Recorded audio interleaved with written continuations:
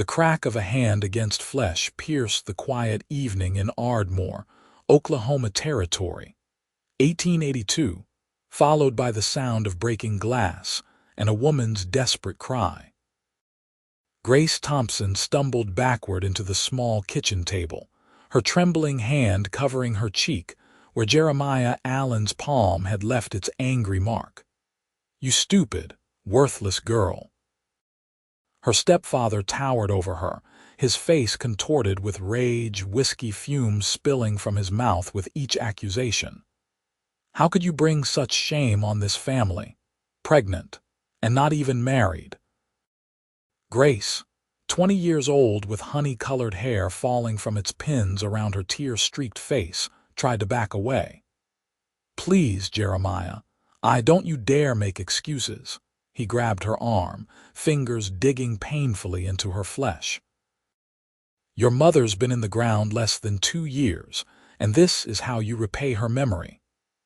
Outside on the dirt road that ran past the modest clapboard house at the edge of town, Ethan Quinn reined in his horse.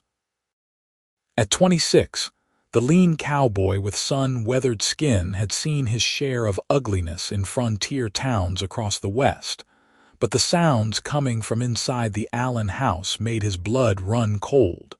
"After all I've done for you," Jeremiah's voice thundered. "Took you in when your mama died, put a roof over your head, and you repay me by spreading your legs for some no-account drifter." He wasn't. Grace's defense was cut short by another blow that sent her crashing against the stove.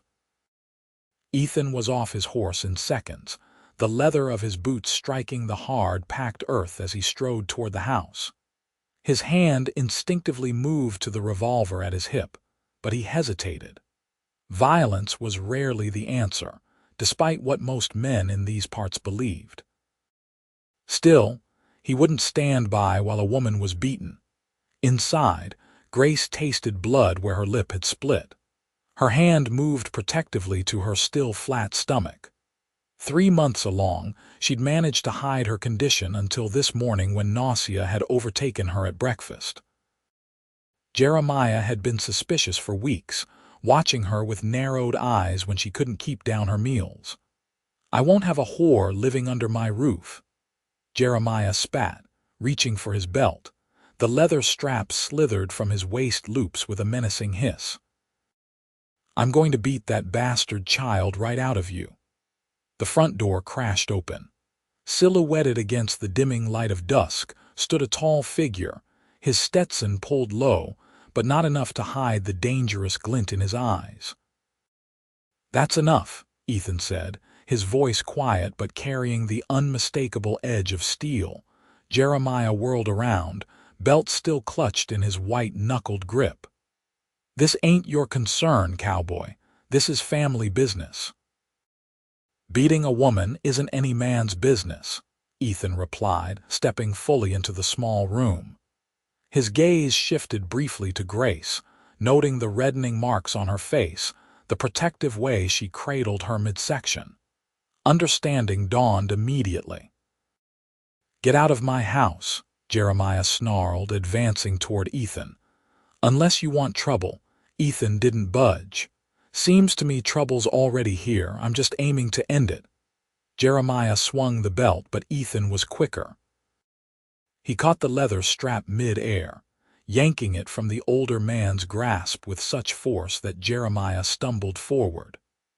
In one fluid movement, Ethan's other hand connected with Jeremiah's jaw, sending him sprawling across the worn floorboards. Grace gasped, pressing herself against the wall. She'd never seen anyone stand up to her stepfather before. Jeremiah had a fearsome reputation in Ardmore, respected by men for his ruthlessness in business, feared by those who crossed him. Jeremiah struggled to his feet, blood trickling from the corner of his mouth. "You've made a grave mistake," he growled. "Do you know who I am in this town?" "I know what you are," Ethan replied coldly. "A man who beats women doesn't deserve respect, no matter his standing."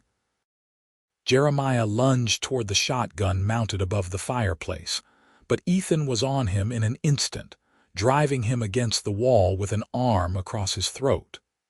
"Touch that gun, or this woman again, and it'll be the last thing you do." The quiet conviction in Ethan's voice left no doubt he meant every word. For a moment, the only sound in the room was ragged breathing. Then Ethan eased his pressure slightly. "The lady is leaving with me. Any objections?" Jeremiah's eyes burned with hatred, but he gave a small, begrudging shake of his head. Ethan backed away, never taking his eyes off the older man. "Miss," he said to Grace, "if you have belongings you want to take, now would be the time." Grace hesitated only briefly before hurrying to her small bedroom. Her hands shook as she stuffed a few dresses, undergarments, and her mother's silver-handled hairbrush into a worn carpet bag. There wasn't much to show for 20 years of life, but they were her only possessions in the world. When she returned to the main room, Ethan stood exactly where she'd left him, his unwavering gaze still fixed on Jeremiah, who slumped in a chair, nursing his bruised jaw with a cloth pressed to his bleeding mouth. "You're dead to me, girl," Jeremiah spat. "Don't ever think of coming back."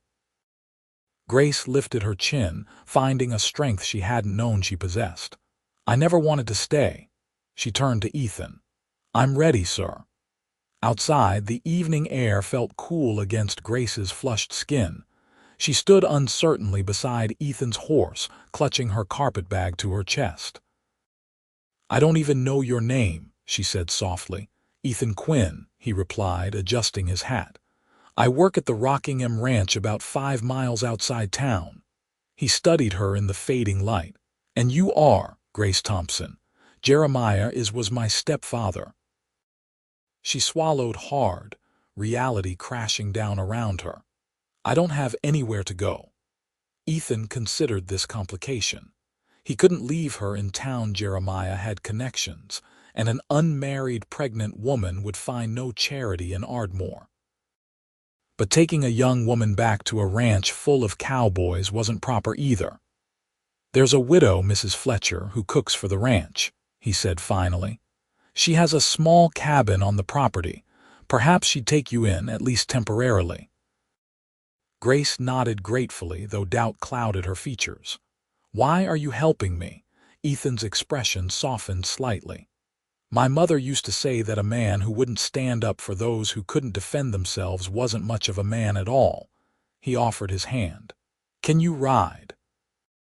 "Yes," she said, taking his calloused palm and allowing him to help her onto his horse. He swung up behind her, his arms creating a secure circle as he reached for the reins. As they rode away from the house that had never been a home, Grace felt an odd mixture of terror and relief. She had no idea what awaited her, but anything seemed better than the life she was leaving behind. The Rockingham Ranch sprawled across several hundred acres of Oklahoma territory, a successful cattle operation owned by Marshall Montgomery, a former Union officer who'd come west after the war.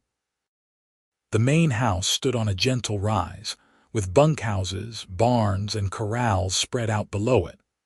A smaller cabin sat a short distance away, lamplight glowing in its windows. It was fully dark by the time they arrived, and several cowboys looked up curiously as Ethan rode into the yard with Grace. He ignored their questioning glances, helping her down before leading her toward the small cabin. Martha Fletcher opened the door before they reached it, her gray hair tied back in a practical bun, weathered face creased with concern. "Ethan Quinn, what trouble have you brought to my doorstep at this hour?" "The kind that needed immediate attention, Mrs. Fletcher," he replied respectfully. "This is Miss Grace Thompson. She needs somewhere to stay." The older woman's sharp eyes took in Grace's bruised face, disheveled appearance, and the protective hand that occasionally drifted to her stomach. Understanding passed between the two women without a word being spoken. "Come in, child," Mrs. Fletcher said, stepping aside. You look like you could use a hot meal and a safe place to rest." Grace turned to Ethan. "Thank you," she said quietly. "I don't know how I'll ever repay your kindness." "No need," he replied, tipping his hat. "Get some rest, Miss Thompson. We can figure out what comes next in the morning."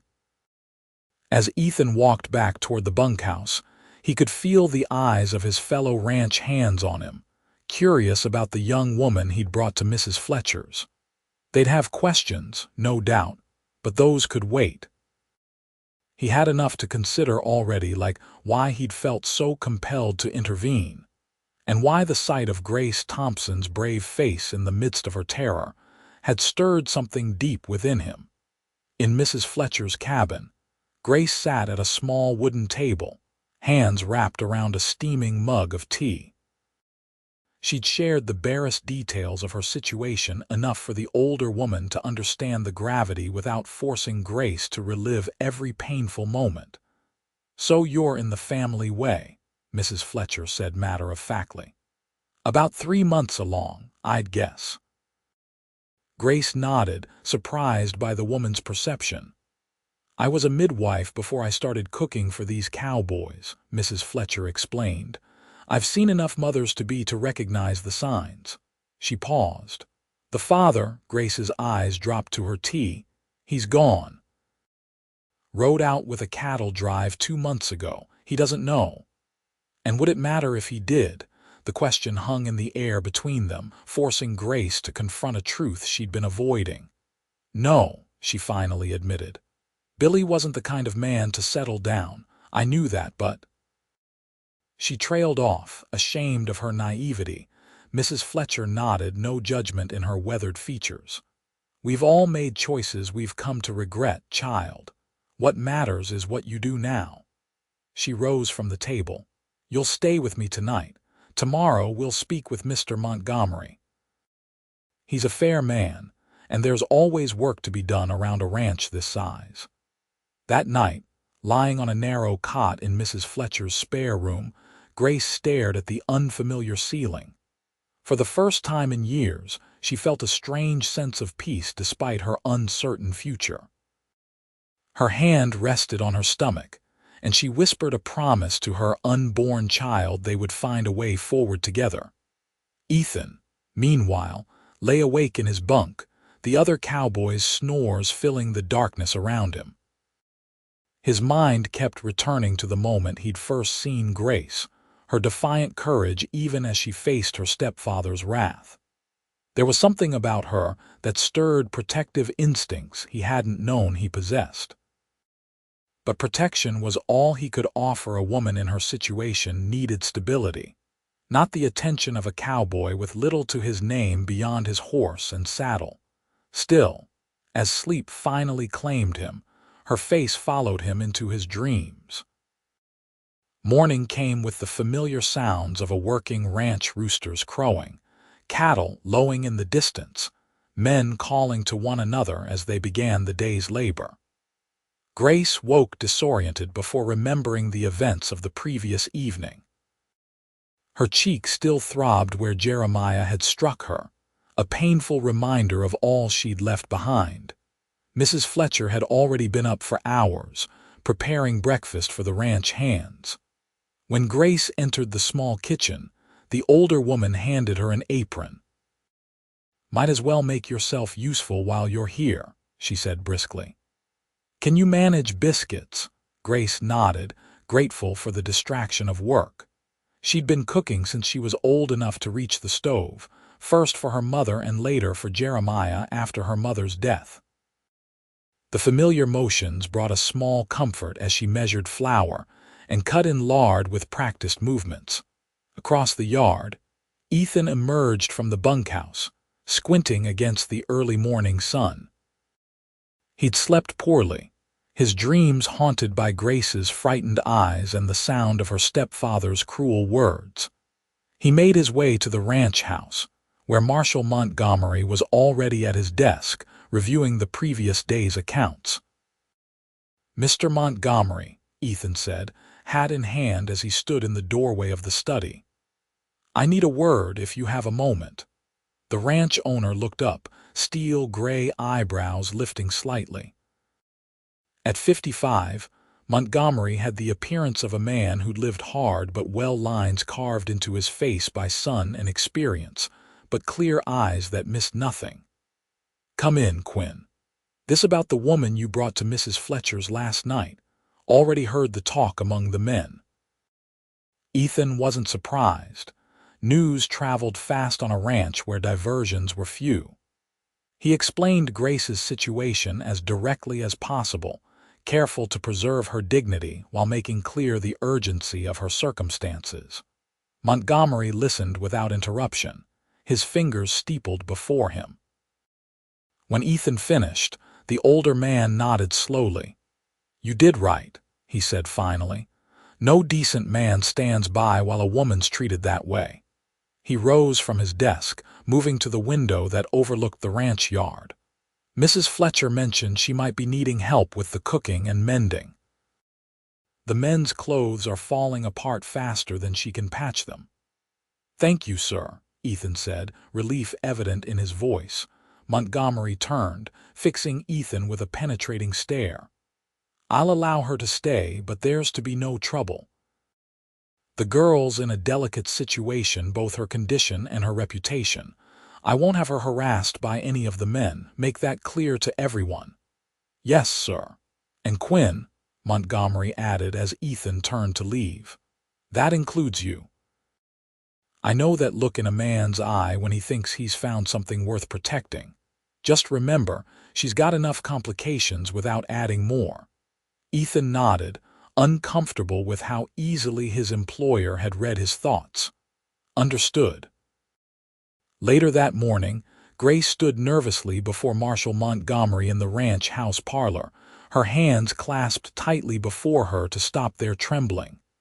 Mrs. Fletcher stood supportively at her side. "Miss Thompson," Montgomery said after introductions had been made. "Mrs. Fletcher tells me you're handy with cooking and sewing." "Yes, sir," Grace replied. "And I can clean, garden, preserve foods, anything needed to earn my keep." Montgomery nodded approvingly. "Mrs. Fletcher isn't getting any younger, though she'd box my ears for saying so." He smiled briefly at the cook, who harumphed good-naturedly. She could use an assistant, especially with 20 hungry cowboys to feed 3 times a day. Hope bloomed in Grace's chest. "I'd be grateful for the opportunity, Mr. Montgomery. There's the matter of your condition," he continued carefully. "I assume Mr. Quinn mentioned that to you when he brought you here." "Yes, sir. I understand if that changes things." "It doesn't change your need for safe employment," Montgomery said firmly, "but it does mean we'll need to be discreet.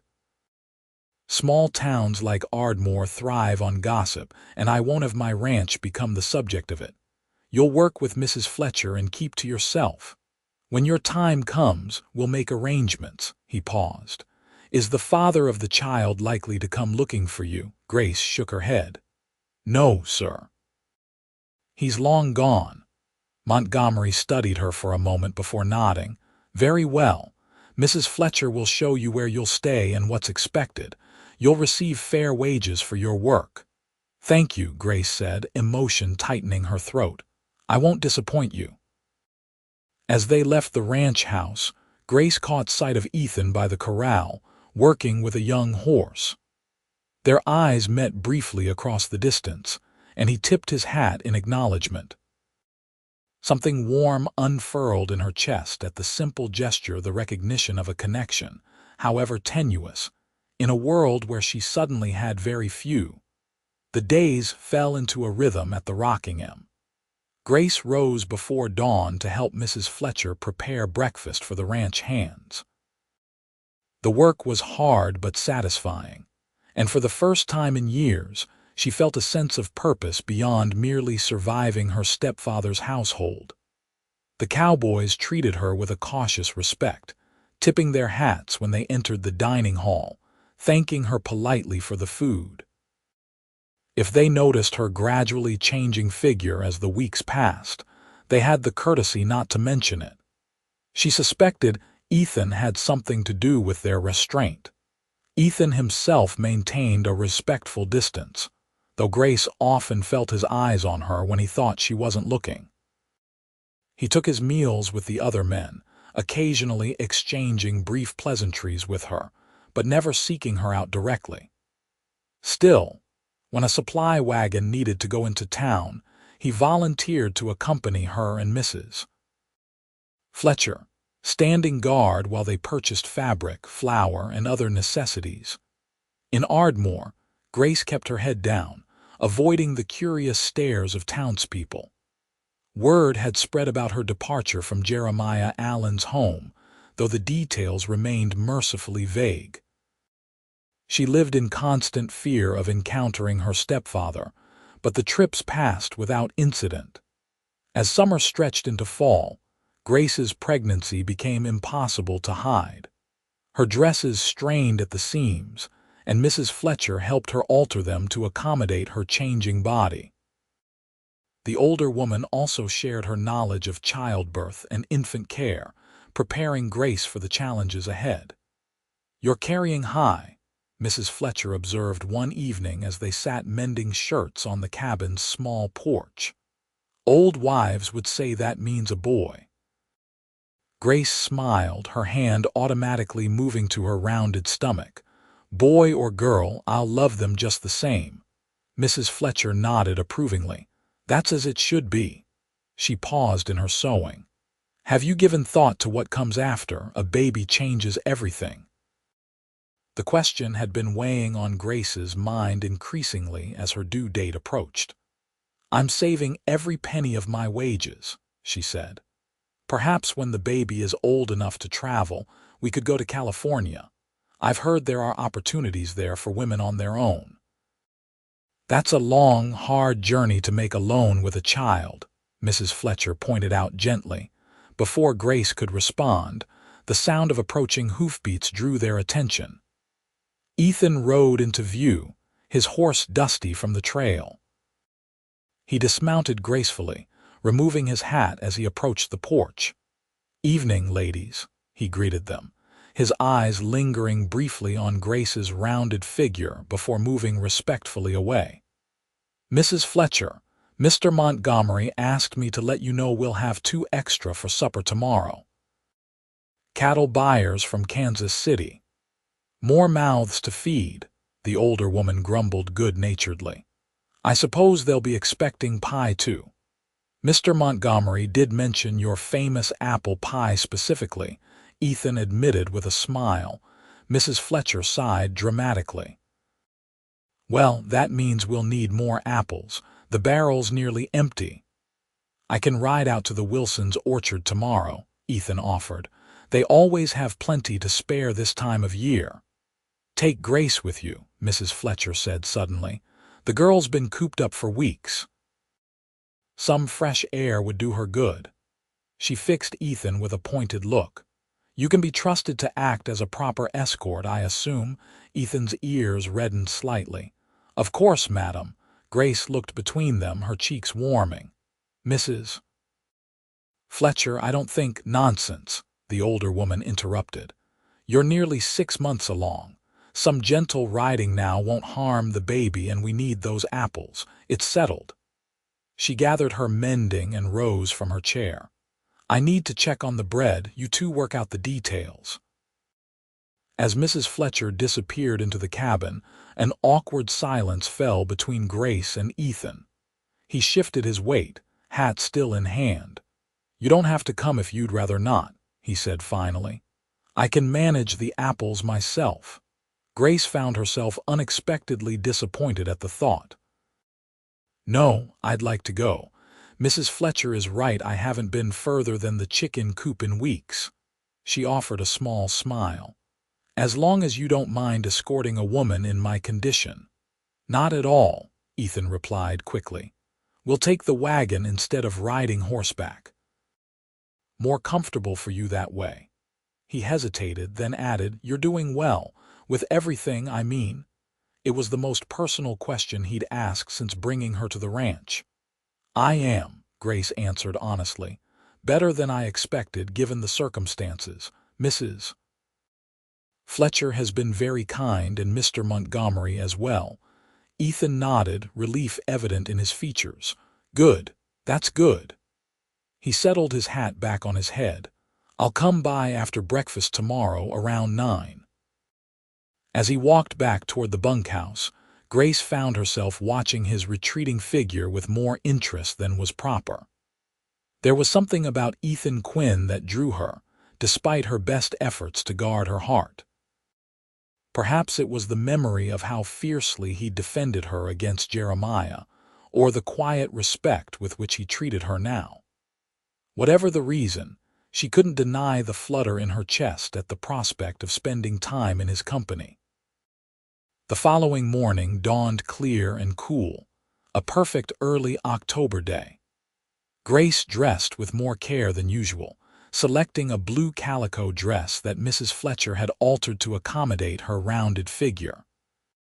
She pinned her honey-colored hair neatly, and even dabbed a bit of rose water at her wrists, a small extravagance she rarely allowed herself. Ethan arrived precisely at 9, driving a small wagon hitched to a steady bay gelding. He helped Grace up to the seat with careful hands, then climbed up beside her. Mrs. Fletcher watched from the doorway, a knowing smile playing at her lips as she waved them off. The Wilson orchard lay about 4 miles from the ranch, following a winding creek through rolling hills. As they left the ranch behind, Grace felt herself relaxing, enjoying the simple pleasure of open spaces and companionship after months of careful isolation. "It's beautiful out here," she said, breaking the comfortable silence that had settled between them. "I'd almost forgotten." Ethan glanced at her, the morning sun highlighting the golden strands in her hair. "You haven't left the ranch much." "It seemed safer that way," she admitted. "Fewer questions, fewer judgments," he nodded, understanding in his eyes. "People are quick to condemn what they don't understand." "Have you faced much of that?" she asked. "Condemnation, I mean." Ethan was quiet for a moment, considering. "Not in the same way as you," he finally said, "but I've known what it is to be an outsider. My father was Irish, came over during the famine. Even in America, the Irish weren't always welcome," he shrugged. "It's different now, but I remember the signs in store windows, 'No Irish need apply.'"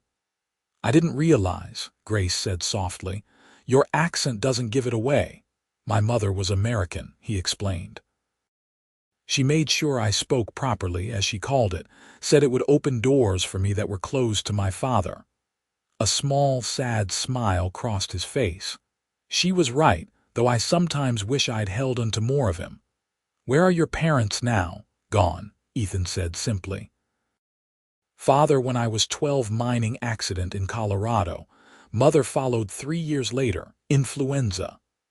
"I'm sorry," Grace said, recognizing the familiar pain of loss in his voice.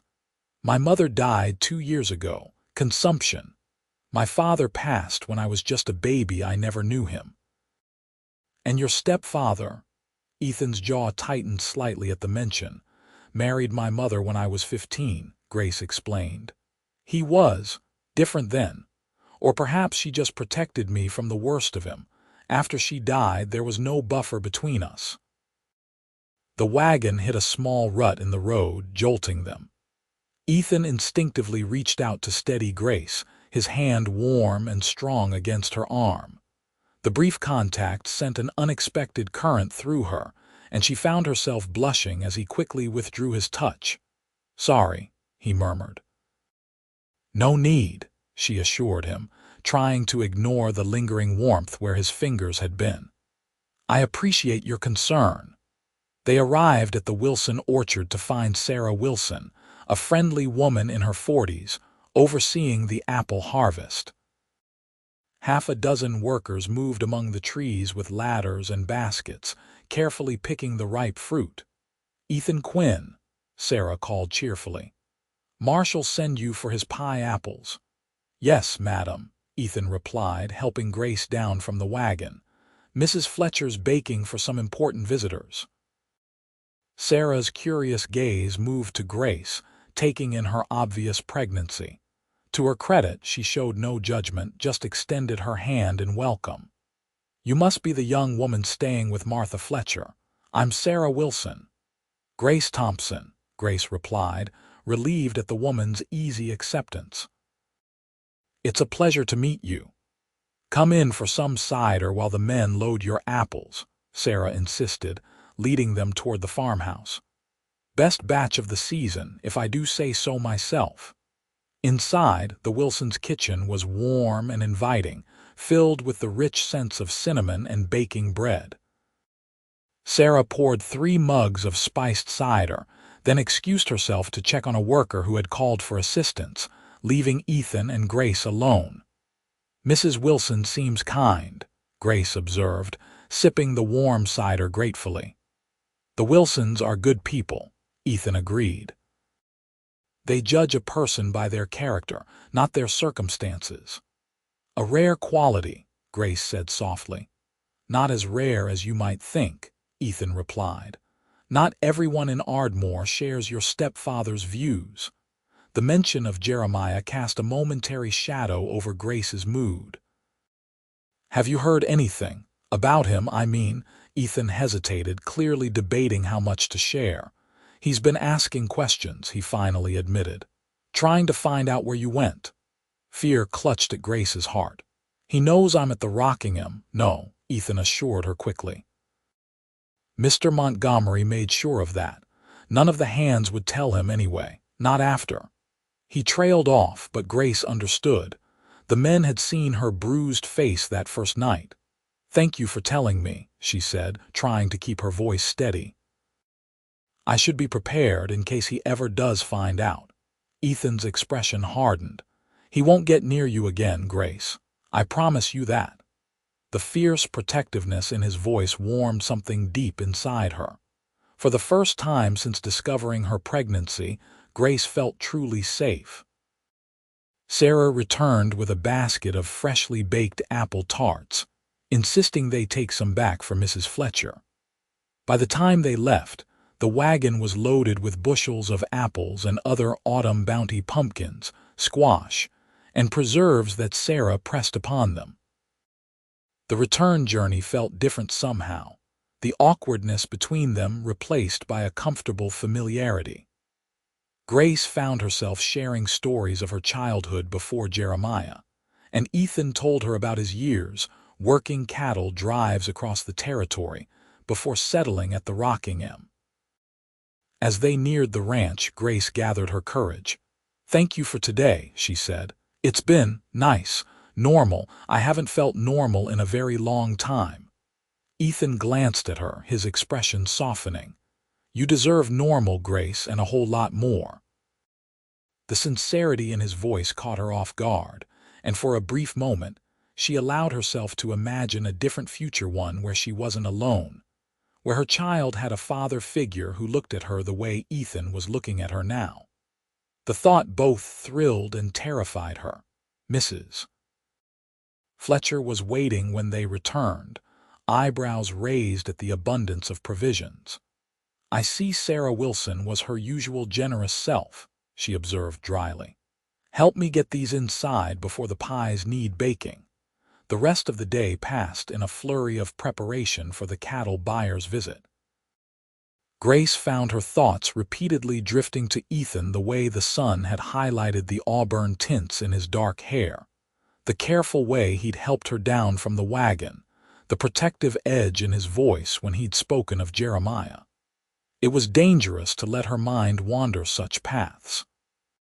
Men like Ethan Quinn didn't tie themselves to women with another man's child. Even if he had shown her kindness, even if his eyes sometimes lingered on her longer than necessary, she couldn't build castles in the air on such fragile foundations. Yet that night, as she lay in bed, her hand resting on her swollen belly where the baby kicked and tumbled, Grace couldn't help but dream of possibilities she'd thought forever closed to her. October gave way to November, bringing shorter days and frosty mornings. The ranch settled into its winter rhythm. Cattle moved to sheltered pastures, repairs made to buildings before the worst weather set in.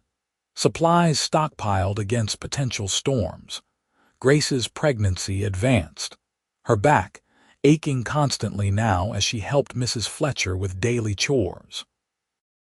The older woman insisted she rest more, enlisting one of the younger ranch hands to handle the heavier tasks Grace could no longer manage. Ethan continued to maintain a respectful distance, though Grace often caught him watching her with concern when she winced from a particularly sharp kick or rubbed her aching lower back. Their orchard excursion had shifted something between them, creating a tentative friendship where before there had been cautious courtesy. One evening in late November, as the first serious snowfall of the season blanketed the ranch in white, Grace sat by Mrs. Fletcher's fireplace, working on a small quilt for the baby. The older woman had retired early, leaving Grace alone with her thoughts and the steady click of her needle. A knock at the door startled her. Setting aside her sewing, she moved awkwardly to answer it, one hand supporting her heavy belly. Ethan stood on the porch, snowflakes melting in his hair, a package tucked under his arm. "Evening, Grace," he said, removing his hat. "Hope I'm not disturbing you." "Not at all," she replied, stepping back to allow him entry. "Mrs. Fletcher has already gone to bed, though." "Actually, I came to see you." He looked uncharacteristically nervous, shifting his weight from one foot to the other. "I was in town today and, well," he extended the package. "This is for you, for the baby, really." Surprised, Grace accepted the brown paper-wrapped bundle, gesturing for Ethan to sit while she carefully untied the string. Inside was a beautifully carved wooden cradle, small enough to fit beside a bed but sturdily built, with gentle rockers at the base. "Ethan," she breathed, running her fingers over the smooth wood. "It's beautiful." "Old man Simmons made it," Ethan explained, watching her reaction closely. "He's the best woodworker in the county. I just thought you'd be needing something when the time comes." Tears welled in Grace's eyes, the thoughtfulness of the gesture overwhelming her. "Thank you, I hadn't even. I've been so focused on getting through each day I barely thought about what we'd need after." Ethan smiled, relief evident in his features. "There's time yet. Mrs. Fletcher says you've still got at least 2 months to go." Grace nodded, using her apron to dab at her eyes. "January, she thinks, though babies have their own ideas about timing." An awkward silence fell between them, broken only by the crackling of the fire. Ethan cleared his throat. "I should let you rest," he said, rising from his chair. "Wait," Grace said impulsively. "Would you? Would you like some tea or coffee? It's early yet and I'd welcome the company." Ethan hesitated, then nodded. "Tea would be nice, thank you." As Grace busied herself at the stove, she could feel Ethan's eyes on her, tracking her movements. When she returned with 2 steaming mugs, he was examining the small quilt she'd been working on. "You've got a steady hand with a needle," he observed, fingers tracing the simple pattern of stars she'd pieced together from scraps Mrs. Fletcher had given her. "My mother taught me," Grace explained, handing him a mug before lowering herself carefully back into her chair.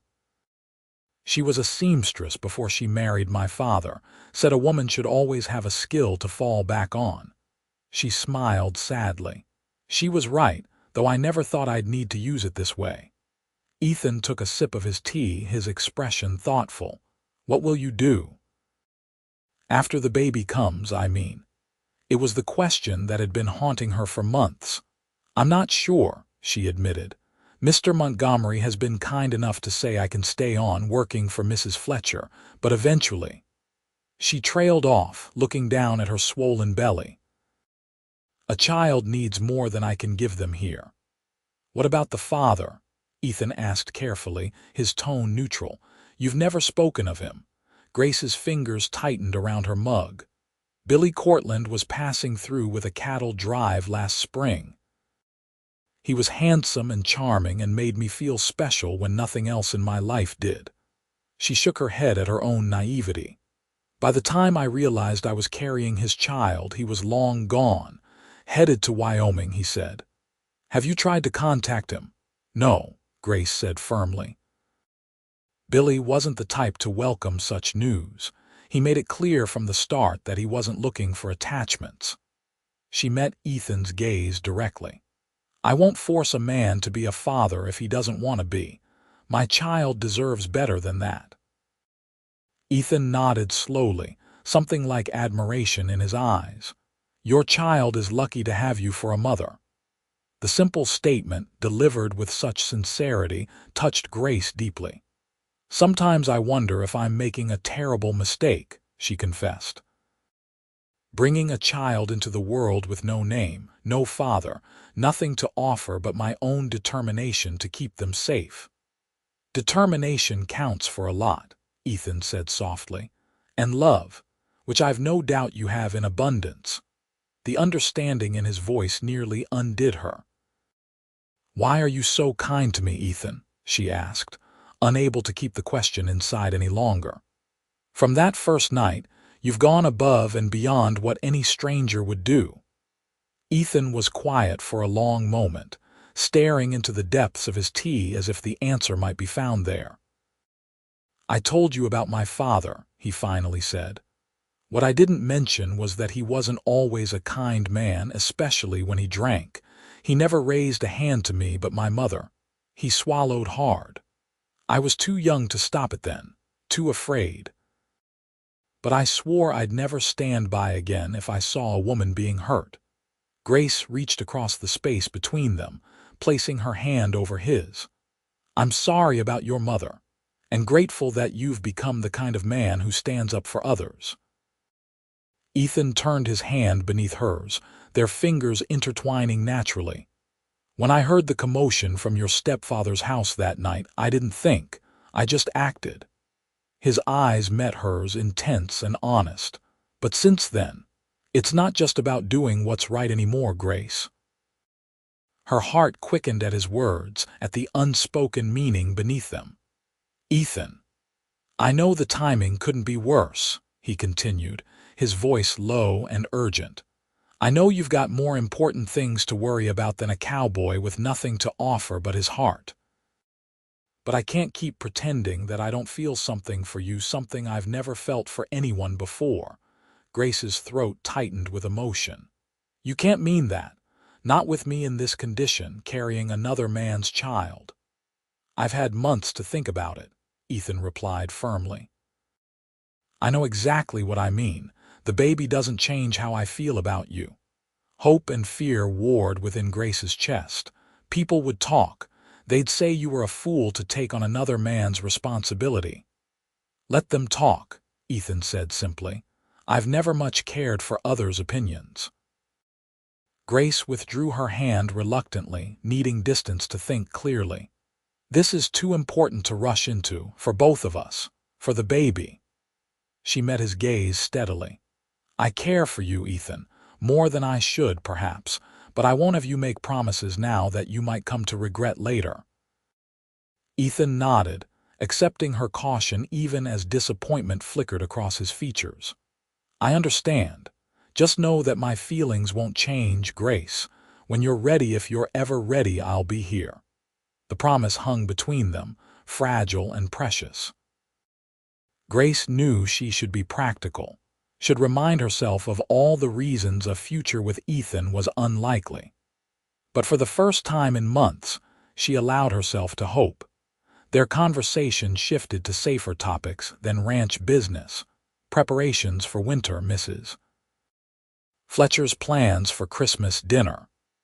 When Ethan finally rose to leave, the easy companionship between them had deepened into something more meaningful. At the door, he paused, looking down at her with an expression that made her breath catch. Good night, Grace, he said softly, his hand briefly touching hers. Good night, Ethan, she replied, watching as he stepped out into the snowy night. After he'd gone, Grace returned to the fireplace, her fingers tracing the smooth wood of the cradle he'd brought. She'd learned the hard way to be cautious with her heart, to question men's intentions. But Ethan Quinn had proven himself different from the start, his actions speaking louder than any words could. Perhaps, she thought as the baby kicked vigorously beneath her palm, perhaps there was room in their future for more than just survival. December arrived with bitter cold and howling winds that rattled the windows of Mrs. Fletcher's cabin. The ranch settled into a quieter rhythm as outdoor work was limited to essential tasks. Grace, now in her 8th month, found even simple movements exhausting, her body ungainly and uncomfortable as the baby grew. Mrs. Fletcher watched her with increasing concern. "You're pushing yourself too hard, girl," she admonished one morning as Grace struggled to lift a heavy pot. "That baby will come when it's ready, whether you've finished every chore or not." Grace sighed, relenting as the older woman took the pot from her hands. "I just want to earn my keep." "You and Mr. Montgomery have been so kind." "Nonsense," Mrs. Fletcher interrupted. "You've more than earned your place here. Besides, you'll have your hands full enough once that little one arrives." Her expression softened. "Have you given any more thought to Ethan's offer?" Grace shouldn't have been surprised that Mrs. Fletcher knew about their conversation. Little escaped the older woman's notice, especially in her own cabin. "It's complicated," she said, lowering herself carefully into a chair. "Love usually is," Mrs. Fletcher replied matter-of-factly. "But sometimes we make things more complicated than they need to be." Before Grace could respond, a commotion outside drew their attention. Voices raised in alarm, the sound of running feet. Mrs. Fletcher moved to the window, peering out into the swirling snow. "What is it?" Grace asked, trying to rise. "Stay put," Mrs. Fletcher ordered. "I'll find out." She returned moments later, her weathered face grave. "There's trouble. Jeremiah Allen is at the main house demanding to see you. He's brought the sheriff." Fear clutched at Grace's heart, her hand instinctively moving to protect her swollen belly. "How did he find me?" "Doesn't matter now," Mrs. Fletcher said briskly. "What matters is what we do about it." She moved quickly around the cabin, gathering Grace's shawl and a few essential items. "The back door leads to a path through the cottonwoods. It'll take you to the old line cabin about half a mile east. It's not much, but it's stocked with firewood and basic provisions." "You want me to hide?" Grace asked, struggling to comprehend. "Just until Mr. Montgomery sorts this out," the older woman insisted, helping Grace into her shawl. "Jeremiah has no legal claim on you, you're a grown woman. But he's influential in town, and the sheriff's always been in his pocket. Best not to take chances in your condition." The sound of approaching horses spurred them into action. Mrs. Fletcher led Grace through the back door and onto a narrow path barely visible in the snow. "Follow this exactly," she instructed. "The cabin's just past the big lightning-struck oak. I'll send someone for you when it's safe." Grace hesitated, fear warring with gratitude. "Thank you," she whispered, squeezing the older woman's hand. "Go," Mrs. Fletcher urged, giving her a gentle push. "And Grace, have faith. You're not alone anymore." The journey through the snow was arduous, each step requiring careful concentration. Grace's back ached fiercely, and the baby seemed to sense her distress, moving restlessly within her womb. The wind cut through her shawl, numbing her fingers and face as she followed the faint trail through the trees. When the old line cabin finally came into view, Grace nearly wept with relief. It was small and weathered, but smoke curled from the chimney. Someone had prepared it for her arrival. She pushed open the door with trembling hands to find a fire already burning in the small hearth. The single room warmed to a comfortable temperature. Closing the door against the howling wind, Grace sank onto a rough wooden chair, trying to catch her breath.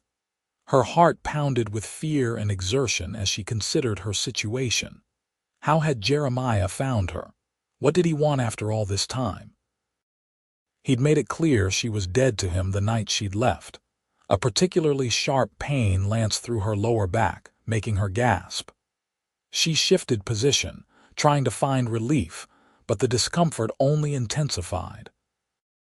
With growing alarm, Grace realized these weren't the usual aches of late pregnancy. They came in waves, tightening across her belly before receding.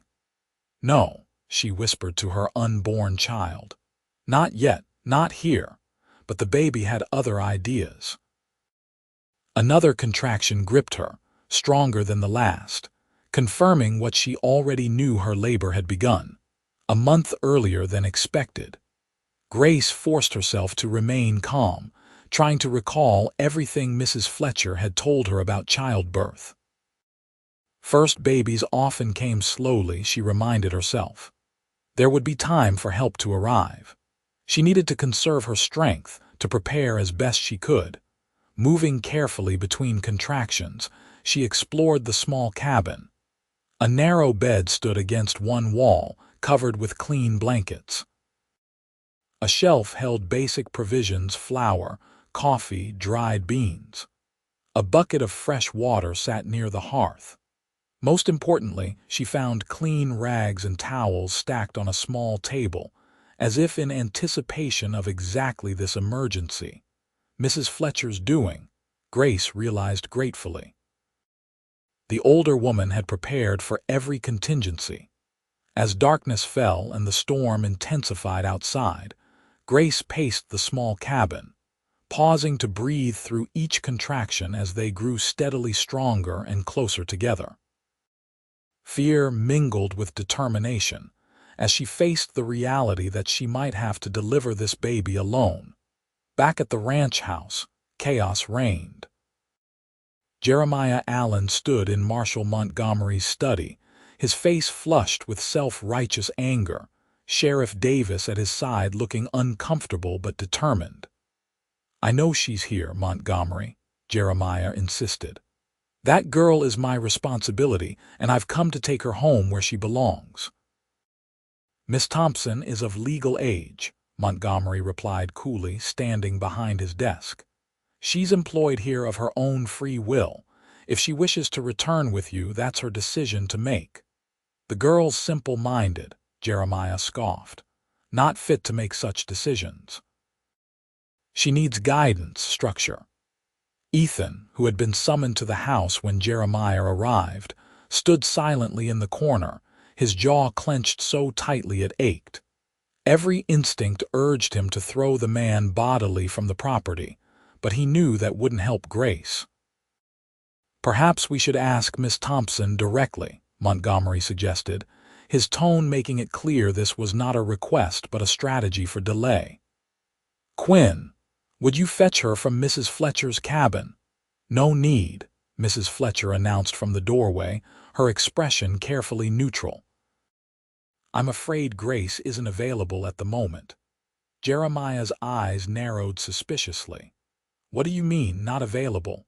"The girl's taken ill," Mrs. Fletcher improvised smoothly. "Dr. Simmons from town is with her now. Women's troubles, you understand, not suitable for male company." Sheriff Davis shifted uncomfortably. "Perhaps we should come back another time, Jeremiah."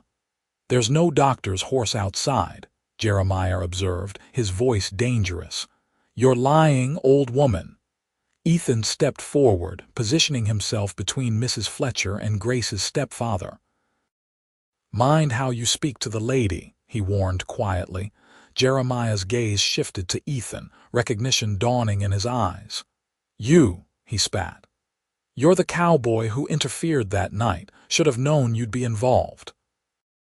"Mr. Allen," Montgomery interjected firmly, "regardless of Miss Thompson's current whereabouts, the fact remains that she is employed here legally. If you have concerns about her welfare, I suggest you raise them through proper channels." "I've brought the proper channels with me," Jeremiah retorted, gesturing to the sheriff. "Davis, search the property. The girl can't have gone far in her condition." The sheriff hesitated, clearly reluctant to overstep his authority on another man's land. Now, Jeremiah, I'm not sure I have the legal right to the girl stole from me, Jeremiah interrupted, his lie transparent to everyone in the room. Family heirlooms. That gives you cause enough. While the men argued, Mrs. Fletcher caught Ethan's eye, giving him a meaningful look before glancing toward the back of the house. Understanding immediately, Ethan edged toward the door, slipping out unnoticed as Montgomery deliberately engaged Jeremiah and the sheriff in a heated debate about property rights. Mrs. Fletcher met him in the kitchen, her voice low and urgent. "She's at the East Line cabin. I sent her there when I heard Jeremiah was coming. But Ethan," her expression was grave, "I think the baby's coming early. The way she was holding herself, the pain in her eyes. You need to get to her quickly." Ethan's heart raced with fear and determination. "What about Jeremiah and the sheriff?" "Mr. Montgomery will keep them occupied," Mrs. Fletcher assured him. "And if he can't, well, 20 ranch hands against one sheriff and a banker isn't much of a contest, is it?" Despite the gravity of the situation, Ethan couldn't help a grim smile. "No, madam, it isn't." He reached for his coat. "What will Grace need?" Mrs. Fletcher quickly gathered supplies: clean linens, a pot for boiling water, a small medical kit.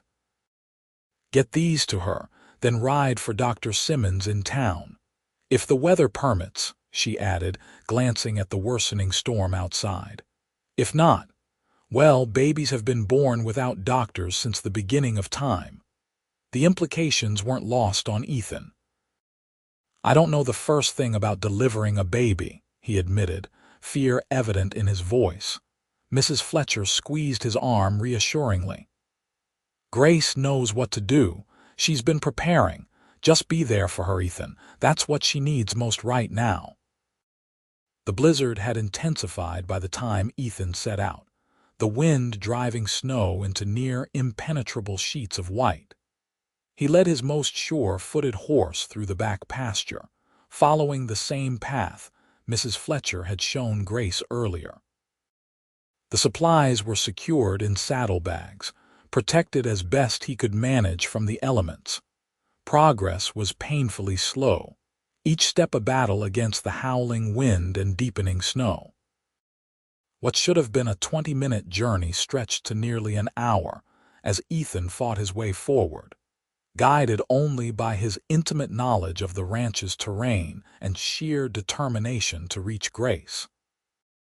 When the cabin finally appeared through the swirling white, a faint glow of light visible through its single window, Ethan felt a surge of relief so profound his knees nearly buckled. He secured his horse in the small lean-to beside the cabin, then gathered the supplies and pushed through the door. The scene that greeted him stopped him in his tracks. Grace knelt beside the bed, her face contorted in pain as she gripped the rough wooden frame, riding out a contraction. Her hair had come loose from its pins, falling in damp tendrils around her flushed face.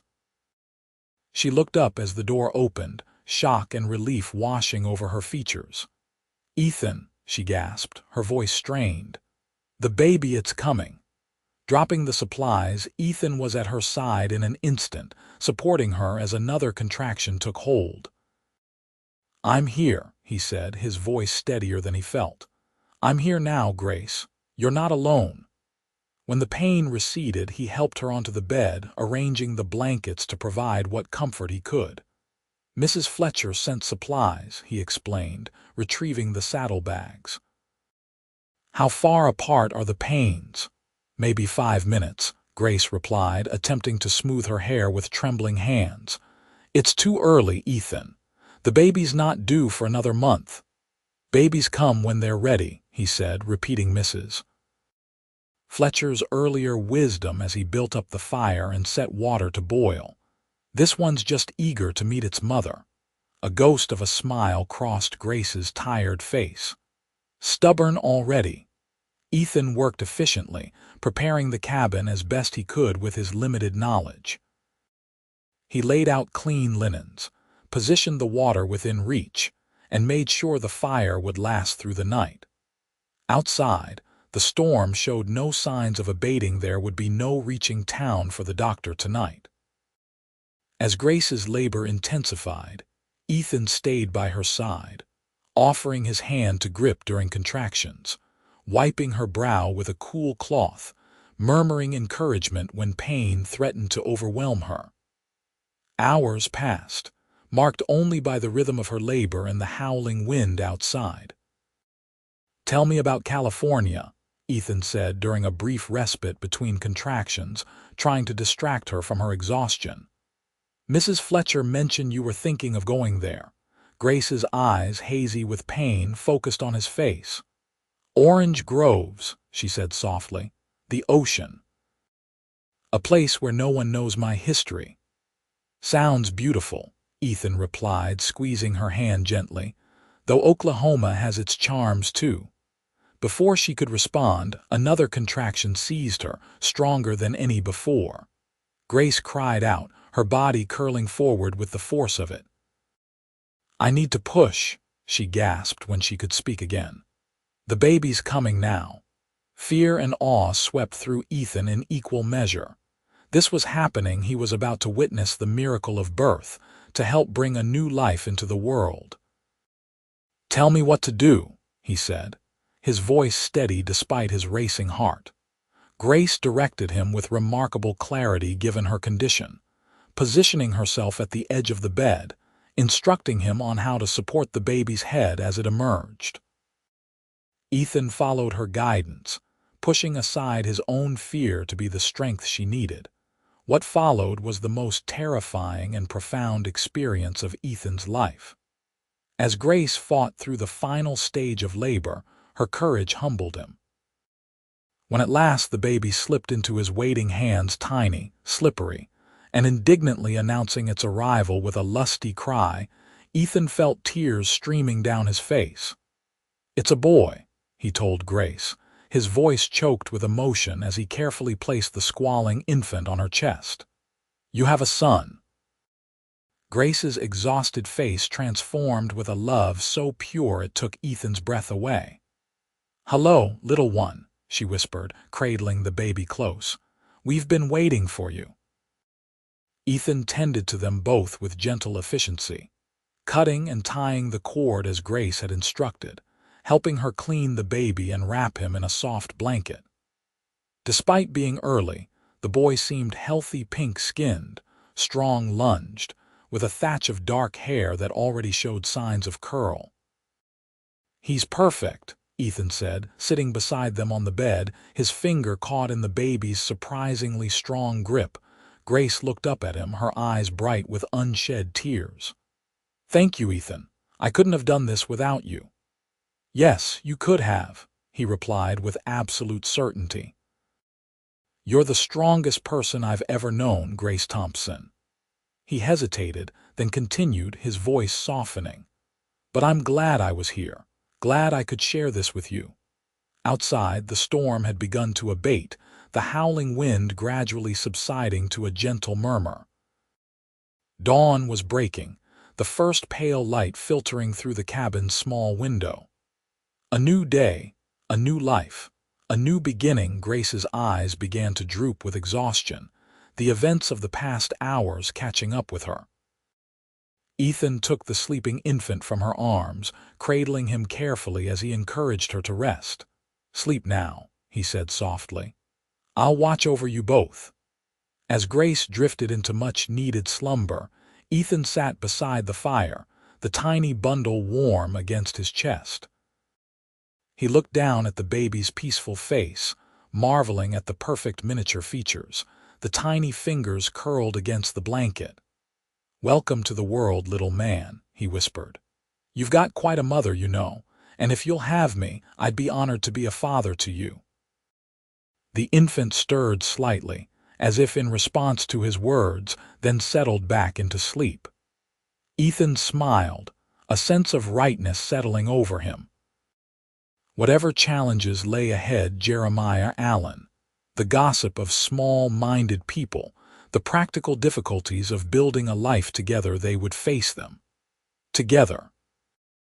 When Grace woke hours later, she found Ethan still holding her son, singing softly to him an old Irish lullaby his father had once sung to him. The sight brought tears to her eyes, a hope she'd thought forever lost blooming in her heart. "Does he have a name?" Ethan asked, noticing she was awake. Grace nodded, her voice soft but certain. "Daniel, after my father. Daniel," Ethan repeated, smiling down at the infant. "It suits him." A comfortable silence settled between them, broken only by the baby's occasional soft sounds. Finally, Grace spoke the words that had been building in her heart. "What you said before about your feelings for me." She met his gaze directly. "Did you mean it, Ethan, even now seeing what this all entails?" Ethan rose carefully, mindful of the precious bundle in his arms, and moved to sit beside her on the bed. "I meant every word," he said simply. "And seeing you with Daniel only makes me more certain.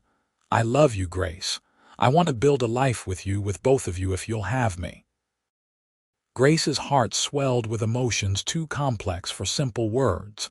Instead, she reached up to touch his face, drawing him down until their foreheads rested against each other, the baby cradled between them. "Yes," she whispered. "Yes." The rescue party arrived mid-morning. Mrs. Fletcher, Mr. Montgomery, and two ranch hands, all looking worried until they saw the tableau inside the cabin.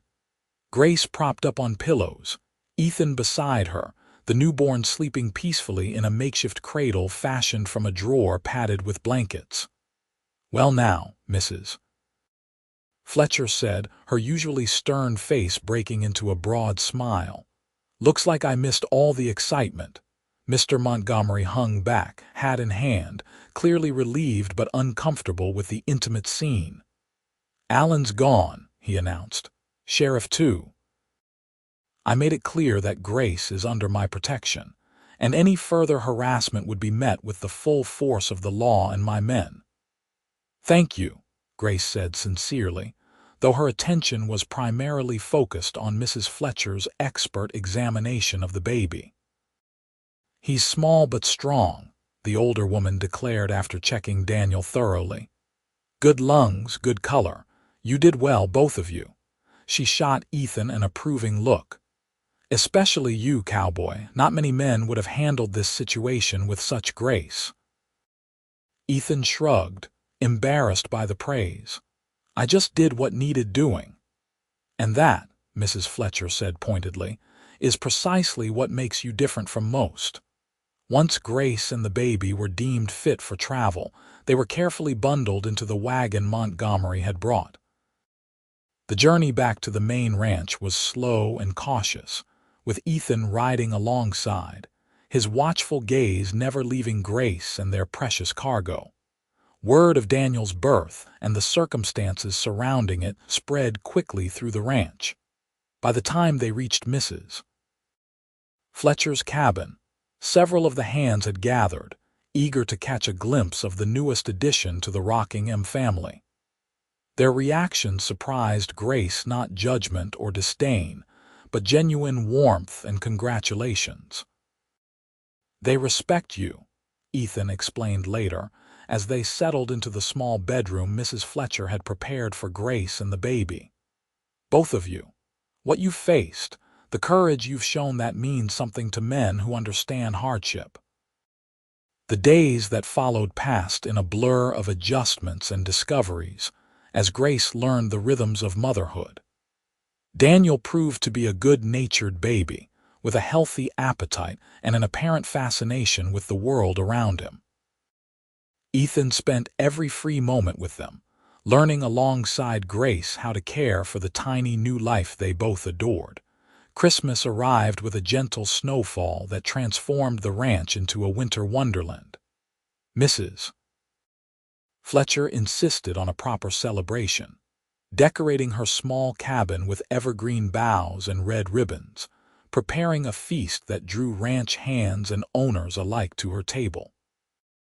Grace, still recovering from childbirth but glowing with happiness, sat beside Ethan, their son sleeping contentedly in the cradle Ethan had given her. As she looked around at the faces of those who had become her family in the past months, she felt a sense of belonging she'd never known before. Later that evening, after the guests had departed and Mrs. Fletcher had retired for the night, Ethan and Grace sat before the fire, enjoying a rare moment of quiet as Daniel slept. "I have something for you," Ethan said, reaching into his pocket. "It's not much, but—" He handed her a small package wrapped in brown paper and string. Grace opened it carefully to find a simple gold band, worn but lovingly polished. "It was my mother's," Ethan explained, his voice soft with emotion. "My father gave it to her when they had nothing else to their names. She gave it to me before she died, said I should save it for when I found a woman worthy of wearing it." His eyes met Grace's, earnest and loving. "I can't think of anyone more worthy." Grace's heart felt too full for words as Ethan took her hand, his expression solemn.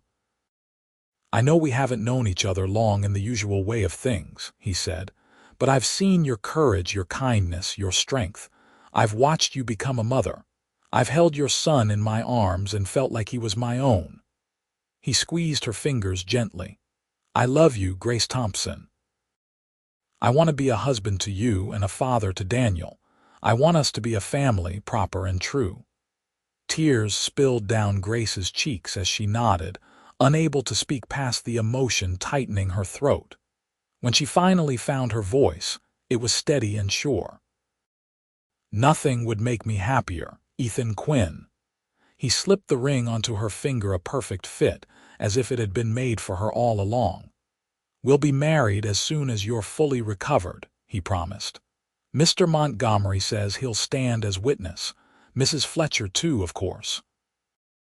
"And Daniel," Grace added with a smile, glancing at the sleeping infant. "He should be there to see his family made official." Ethan's smile widened at her words. "His family," he repeated, savoring the phrase. "Our family." As winter gave way to spring, the Rockingham Ranch witnessed a simple but profound ceremony beneath the spreading branches of an old oak tree. Grace wore a new dress of pale blue calico, her honey-colored hair arranged with wildflowers. Ethan stood tall and proud in his best shirt, freshly shaved, his dark hair tamed for the occasion. Between them, 3-month-old Daniel observed the proceedings with wide, curious eyes from the security of Mrs. Fletcher's arms. The entire ranch turned out to witness the Union Montgomery standing solemnly beside the traveling preacher who performed the ceremony, Mrs. Fletcher dabbing suspiciously at her eyes with a handkerchief. Rough cowboys removing their hats respectfully as vows were exchanged. When Ethan kissed his bride, sealing their promises to each other, a cheer went up from the assembled crowd. Grace laughed against his lips, joy bubbling up from the depths of her being. From the darkest moments of her life had come this unexpected happiness, a husband who loved her without reservation, a son who filled her days with wonder, and a future bright with possibility. That evening, after a celebration that had the entire ranch talking, Ethan carried his new wife across the threshold of the small cabin Montgomery had given them as a wedding present. Daniel slept peacefully in the wooden cradle beside their bed, his tiny chest rising and falling in the rhythm of innocent dreams. "Welcome home, Mrs. Quinn," Ethan said softly, setting Grace gently on her feet. She reached up to touch his face, memorizing the beloved features in the soft lamplight. "I never thought I'd have this," she confessed. "That night when Jeremiah discovered I was pregnant, I thought my life was over. I couldn't see a path forward. And now?" Ethan asked, covering her hand with his own. "Now I see everything," Grace replied, her eyes shining with certainty. "I see us growing old together. I see Daniel running across these fields, maybe with brothers and sisters someday. I see a future filled with love because of you." Ethan drew her close, his heart full to bursting with gratitude for the woman in his arms, for the twist of fate that had led him past Jeremiah Allen's house that fateful evening. "I'll spend every day making sure you never regret choosing this life with me," he promised. Grace smiled up at him, serene in the knowledge that some promises were meant to be kept. "I already know I won't," she said simply, and sealed her certainty with a kiss. Epilogue 5 years later, the summer sun beat down on the Rockingham ranch, turning the fields golden and the creek water invitingly cool. From the porch of the farmhouse, Grace Quinn watched her son Daniel race across the yard, his 5-year-old legs pumping furiously as he chased after the new puppy Ethan had surprised him with last week. "Careful near the corral," she called, one hand shading her eyes against the bright light, the other resting protectively on her swollen belly. 8 months pregnant with their second child, Grace had the serene glow of a woman completely at peace with her life. The past 5 years had brought changes both expected and surprising. Ethan had worked his way up to foreman of the Rockingham, his natural leadership and hard work earning him Montgomery's complete trust. When the older man decided to retire to San Francisco last year, he'd offered Ethan and Grace the opportunity to buy the ranch on favorable terms, a proposition they'd accepted with grateful amazement. Now the Rockingham belonged to them, transformed under their care into one of the most prosperous ranches in the territory. The old line cabin where Daniel had been born was preserved as a special place of remembrance, though they'd built a comfortable home closer to the main operations. Mrs. Fletcher still lived in her cabin, refusing to leave despite Grace's repeated invitations to move into the main house. "I'm too old to change my ways," she'd insist. But she spent most days with them anyway, teaching Daniel his letters and numbers, offering Grace her wisdom on everything from canning vegetables to predicting the weather. Jeremiah Allen had left Ardmore the year after Daniel's birth, his banking business failing after several questionable investments. Grace had felt no triumph at the news, only relief that the shadow of his presence no longer hung over her life. The sound of hoofbeats drew her attention as Ethan rode into view, returning from checking the northern pastures. Daniel abandoned his puppy chase to race toward his father, arms outstretched in welcome. "Papa, Papa!" Ranger found a rabbit hole. Ethan dismounted in one fluid movement, sweeping his son into his arms. "Did he now? And did Ranger catch himself a rabbit?" Daniel giggled. "No, silly. Mama says Ranger's too little to catch rabbits yet, but he tried real hard." "That he did," Grace confirmed as Ethan carried Daniel up the porch steps. Her husband leaned down to kiss her, his free hand gently caressing her rounded belly. "How are my wife and little one today?" he asked, his eyes warm with love. "Restless," Grace replied with a smile. "This baby's as active as Daniel was.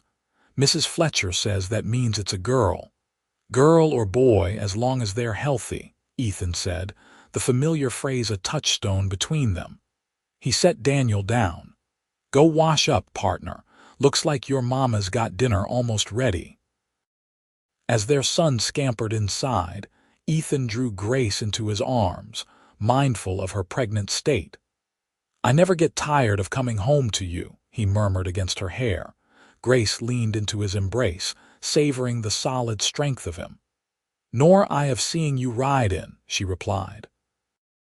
"Though I'll be glad when this little one arrives and I can move about more easily again." "Soon," Ethan promised, his hand gentle on her belly as the baby kicked vigorously against his palm. Strong like their mother.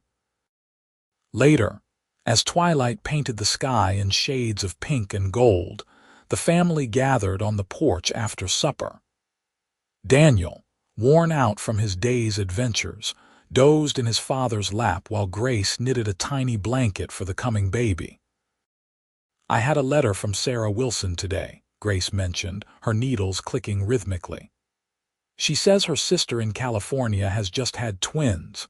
Ethan smiled, remembering. California, orange groves and the ocean. That was your dream once.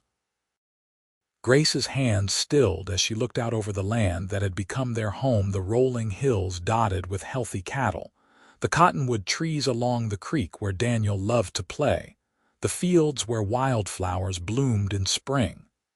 Dreams change, she said softly. Sometimes reality is better than anything we could have imagined. Ethan reached across to take her hand, his thumb brushing over the worn gold band that had belonged to his mother. "Are you happy, Grace? Truly happy?" Grace met his gaze, allowing him to see the absolute contentment in her eyes. "More than I ever thought possible," she assured him. "This life we've built, this family, it's everything." As stars appeared one by one in the darkening sky, Grace reflected on the journey that had brought her here. From the frightened young woman fleeing her stepfather's violence to the confident ranch wife and mother she'd become, it seemed almost impossible to reconcile the two versions of herself. Yet she carried them both within her, the past shaping but not defining the present. Daniel stirred in Ethan's arms, mumbling sleepily. "Time to get this cowboy to bed," Ethan said, rising carefully with his son. "I'll tuck him in." Grace nodded, watching as Ethan carried Daniel inside, their son's head resting trustingly against his father's shoulder. The sight never failed to move her, the bond between them as strong and true as if Daniel had been born of Ethan's blood. Alone on the porch, Grace let her hand rest on her belly, feeling the baby shift and turn within her. "You'll be born into love," she whispered to her unborn child. "So much love." When Ethan returned, he found Grace with tears glistening in her eyes. "What is it?" he asked, concerned as he sat beside her. "Happy tears," she assured him, taking his hand and placing it where the baby was kicking. "I was just thinking about how differently things might have turned out. If you hadn't ridden past that night, if you hadn't had the courage to intervene." Ethan's expression grew serious. "I believe some things are meant to be, Grace. No matter what path we took, I think we were supposed to find each other." She leaned against him, drawing comfort from his solid presence. "I think you're right." Together they watched the night deepen over their land, secure in the knowledge that what they'd built, a home, a family, a love that had overcome every obstacle, was strong enough to weather whatever the future might bring. For Grace, who had once believed happiness was beyond her reach, and for Ethan, who had found his purpose in protecting what he cherished most, the simple joy of this moment was enough, more than enough. It was everything they had ever needed, everything they had ever wanted, everything they had ever dreamed possible. And when their daughter was born a month later, with Grace's honey-colored hair and Ethan's determined chin, they named her Hope, for that was what they had given each other when the world seemed darkest. The belief that tomorrow could be better than today, that love could heal the deepest wounds, and that family was not just about blood but about the choice to stand together, come what may.